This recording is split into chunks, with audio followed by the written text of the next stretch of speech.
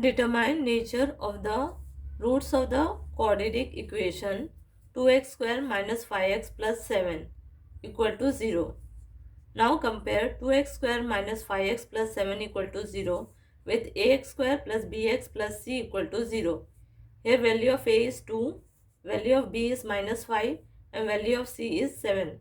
Therefore b square minus 4ac, value of b is 5, therefore minus 5 square minus 4, value of a is 2 and value of c is 7. Minus 5 into minus 5 is plus 25 and 4 2s are 8, 8 7s are 56, minus 56. When you subtract 25 from minus 56, you will get minus 31. The answer is negative. Therefore, b square minus 4ac less than 0.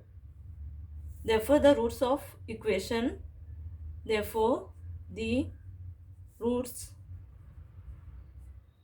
of the equation